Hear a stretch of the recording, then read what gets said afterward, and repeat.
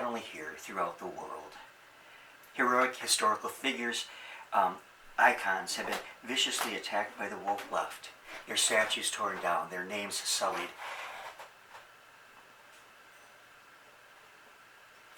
But one of those icons is President George Washington, and when I went to school, our first president was respected, and he was raised to an almost hero status, which I think is well and good.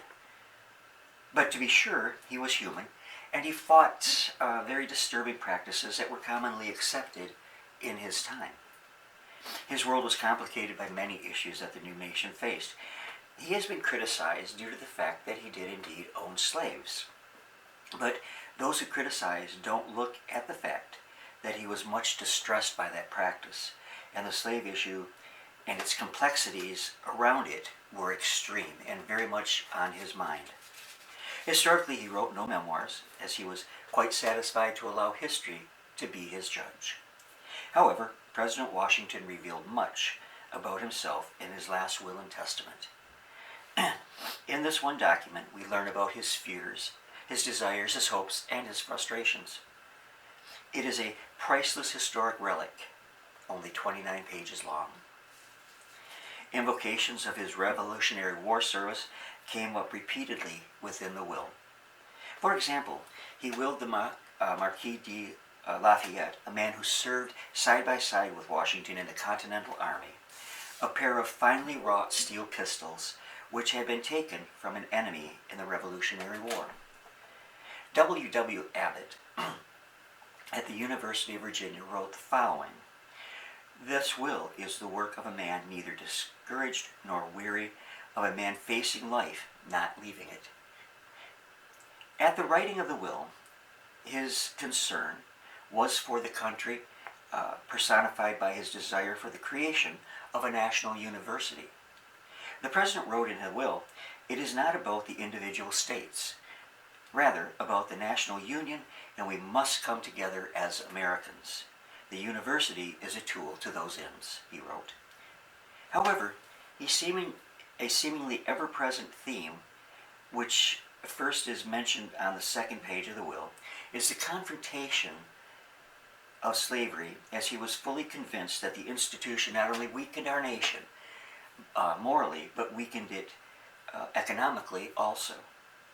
The president publicly confronted slavery, showing himself to be confounded by the complexities of dismantling the very problem that he had on his own estate. The former commander-in-chief wrote the following: "Upon the decease of my wife, it is my will and desire that all the slaves which I hold in my own right shall receive their freedom." Now, young people today seem to want instant fixes to everything, even the most complicated of issues. Television has taught that a tense drama may be played out with everything neatly wrapped up by the end, in about a half an hour to an hour. In reality, such is not the case, and such was not the case in George Washington's time. His will presented a very vivid glance at the complex relationships between the slave owners and the slaves. Now, it is a matter of historic record that, yes, Washington owned slaves, as I said before, actually about 124, and his wife, Martha, owned about 153 slaves from her first marriage. There were serious complications, though. For example, some of the slaves had intermarried, so giving them freedom for Washington's slaves meant families would have to be broken apart. Martha Washington eventually decided to let the Washington slaves go before her passing, and it is said that she feared for her life when they found out that they were being let go. It's easy to understand that, because these people were dependent upon the Washingtons, but certainly deserved their freedom. Though illegal in Virginia, Washington provided in his will for the slaved orphans to be taught to read and write, and also to be taught a meaningful occupation. And when President Washington left this world, he left behind him a country struggling and at the dawn of a new century. It seemed war with France could break out at any time, And there were political factions even back then, and they tore at each other savagely. Heck, the federal government had not even moved yet from Philadelphia to Washington City, as Washington, D.C. was called at that time. And of course, slavery was already undermining the infant nation. George Washington's death was not anticipated at all, and was the result of his continued service to the country that he loved and was so instrumental in forming.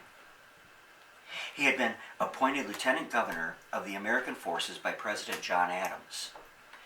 And he was called out of retirement due to the possible war with France. And he was still riding up to 5 hours a day to supervise his own 8,000-acre estate.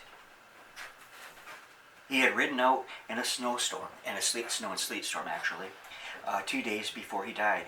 And that night when he retired to bed, he was not feeling well. But it did not seem to have concerned him that much. He was gone, though, before the next day was over.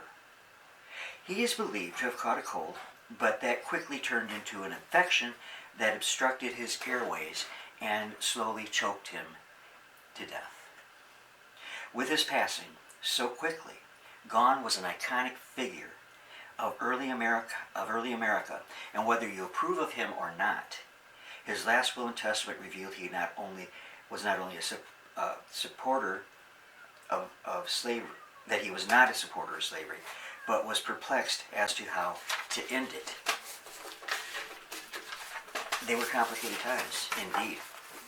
And I think currently President Washington and many of those figures, the founding fathers, if you will, have been harshly treated by people today who don't understand, or don't want to look at what was going on in our nation at the time. The institution of slavery, I don't think anybody will argue, is wrong, is horribly wrong. But I also think that credit needs to be given to these men who were cognizant of it and who were doing everything they could within their power at that moment in time. For it would only be, maybe 20 or 30 years before we would be embroiled in the Civil War and the Emancipation Proclamation would come into effect.